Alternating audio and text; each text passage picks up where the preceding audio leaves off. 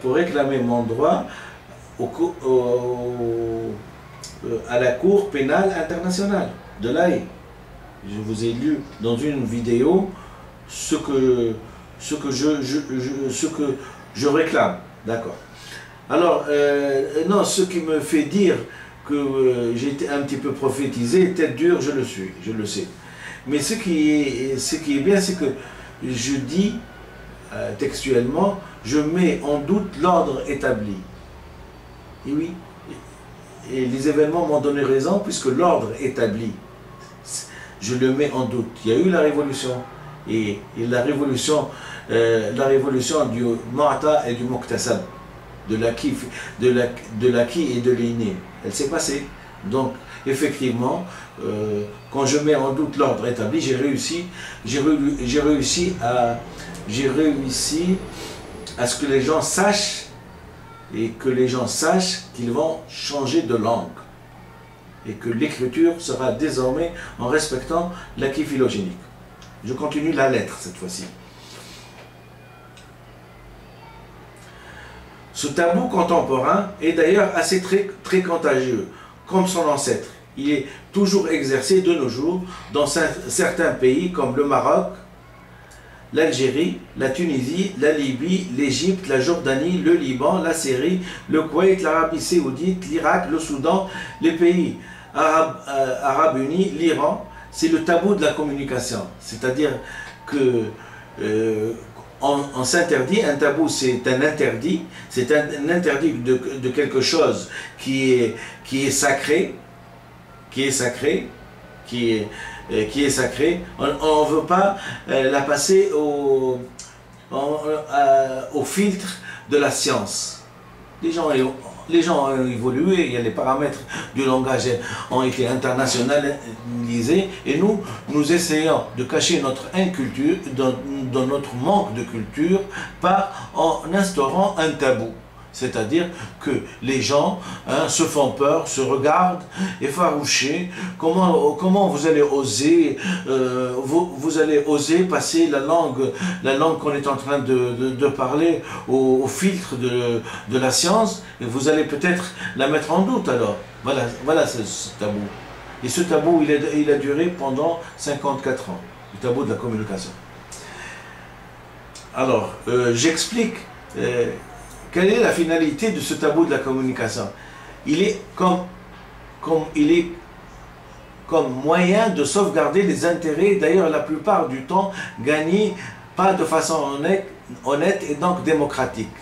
Donc le tabou qu'on exerce, il est en train de sauver des intérêts. C'est-à-dire à partir du moment où on fait partie de l'élite, entre parenthèses, des gens qui gouvernent, on se doit de ne rien changer. Et donc, puisque c'est grâce à cette langue, si j'ose dire, c'est grâce à ce système où on est arrivé en pleine lumière pour pouvoir prétendre gouverner, diriger, donc il faut absolument sauvegarder le tabou et le respecter. Tout le monde est tombé dans ce panneau, sauf Dr Benfisa Ahmed. Il s'est dit, pendant ma vie, si courte ou si longue soit-elle, je dois affirmer à mes frères de sang ce qu'il en est. A-t-on le droit d'écrire de droite à gauche ou non? Il s'est avéré que la science a émis sa sentence, c'est non. On ne peut écrire que de gauche, que de droite, qu'on ne peut écrire que de gauche à droite, de quelque chose qui est incomplet à quelque chose qui est complet. D'ailleurs, la preuve en est, c'est qu'on est toujours plus habile à droite qu'à gauche, la plupart du temps. On est presque tous droitiers, il y a certaines exceptions. Alors,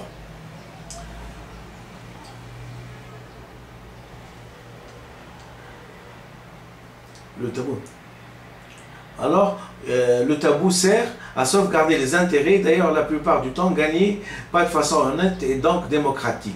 Ce que j'appelle le tabou intercommunautaire. Mais le tabou peut avoir une origine ethnique, que je nommerai tabou interethnique, puisque abusant de la rétention d'informations et donc du silence, et donc de l'acceptation par le biais de la non-ingérence, on peut ne pas informer sans semblable d'une donnée de la nature qui est princeps dans l'homme, et c'est ainsi que le silence est assimilé à une acceptation, à une approbation internationale, donc à un accord tacite, et c'est ainsi que le silence est devenu, par perversion humaine, un moyen stratégique pour berner l'ennemi.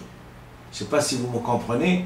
Si nous, on use d'un tabou pour instaurer la langue qui n'est pas reconnue par l'inconscient, il faut bien savoir que les gens qui sont, les gens développés, les occidentaux, n'ont pas de problème dans ce sens-là, et donc savent très bien que c'est une langue, rien que en regardant qu'elle ne respecte pas l'acquis phylogénique. Mais comme on se situe, donc on a composé avec quoi? Pour moi, on a composé avec un crime, le crime du langage. Voilà. C'est un petit peu une description analytique, psychanalytique de tout ce qui se passe autour de nous.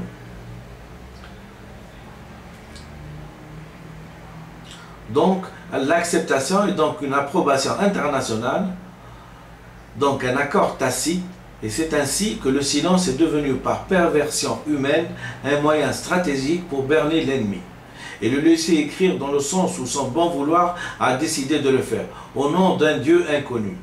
La nature de ce silence que je vous laisse le soin de qualifier et d'étiqueter fait des émules, arrive à mobiliser certains contre d'autres, et ainsi toute une civilisation, la civilisation arabo-musulmane, c'est-à-dire près d'1 milliard de personnes dans le monde, est mis à l'index et déposé au bord de la route par atteinte nucléaire de leur personne, pour que les nantis puissent être plus nantis et restent toujours des nantis, et que les riches soient toujours riches, et que certains détiennent toujours la technologie au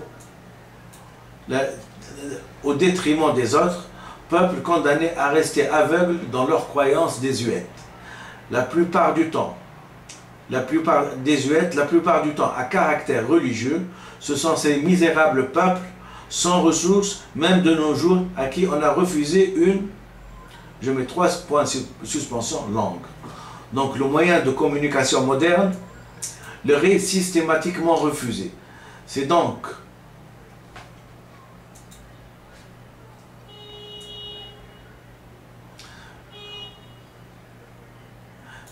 vu le danger que je présente c'est donc vu le danger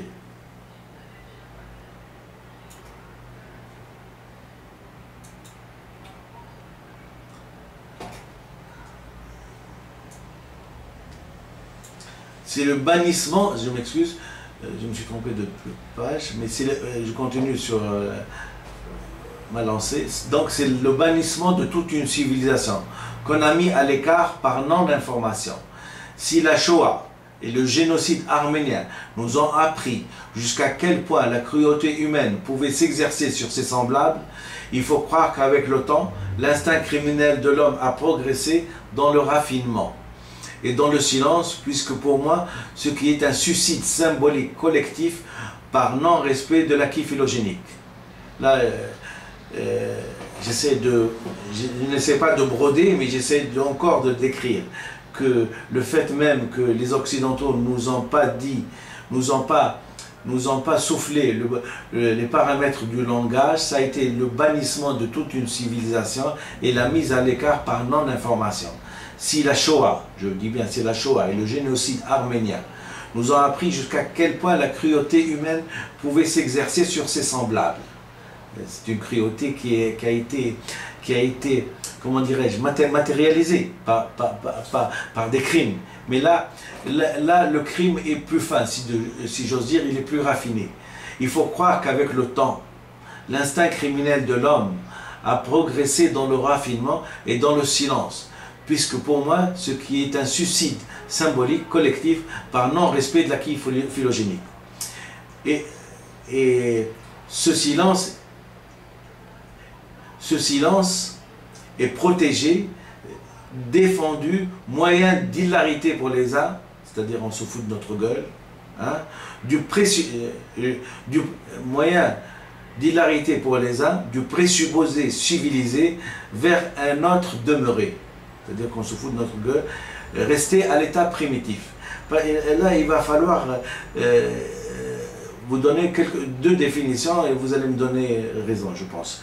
Qu'est-ce qu'un civilisé? C'est quelqu'un qui applique la science. Qui applique la science, qui applique les nouvelles découvertes, qui est vigilant à ce qu'il apprend à ses enfants. Hein? C'est ça un civilisé. Qu'est-ce qu'un primitif? C'est un être humain qui s'impose un interdit. Dans quel sens? Dans quel sens? Il ne veut pas, par exemple, c'est dans ce sens-là que j'ai retenu ça, il ne veut pas, par exemple, passer son langage, hein, au filtre de la science. Et il veut instaurer un autre monde où la science n'est pas reconnue, où on choisit le moyen le plus important de la vie, c'est le moyen de communication, hein, on le choisit sans passer par la science, sans passer par les paramètres qui sont reconnus par l'être humain lui-même, puisque c'est l'inconscient qui reconnaît ou qui ne reconnaît pas un langage. Voilà ce que je voulais dire.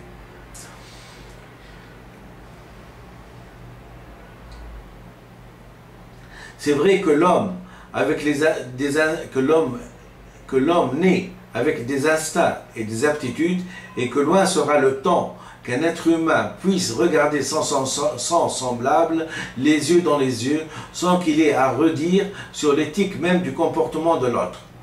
Je ne choisirai qu'un seul drame pour illustrer ceci, pour dire que le drame des tours jumelles à New York aurait pu être évité si la franchise entre les hommes était obligatoire.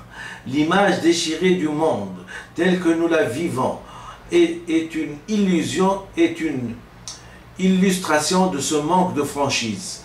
Le terrorisme n'est que l'expression d'un inconscient qui se venge de son non-respect.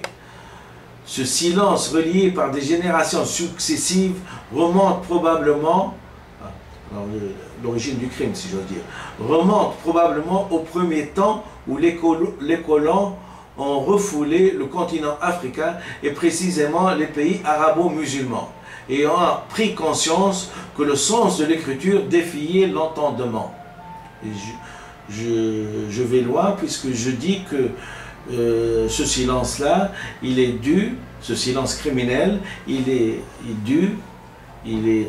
l'origine, ce sont les colons, puisque les colons savent qu'il faut respecter l'inconscient. Quand ils ont débarqué en Tunisie, ils ont vu que on ne respectait pas les paramètres de l'inconscient, ils se sont tus.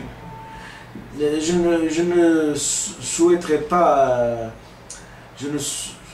Bon, tout à l'heure j'en parlerai. Ce silence relié par des générations successives remonte donc probablement au premier temps où des colons ont foulé le continent africain et précisément les pays arabo-musulmans et ont pris conscience que le sens de l'écriture défiait l'entendement. Voilà comment la trajectoire existentielle d'une civilisation a été stoppée net par respect occidental du sens de l'écriture indigène.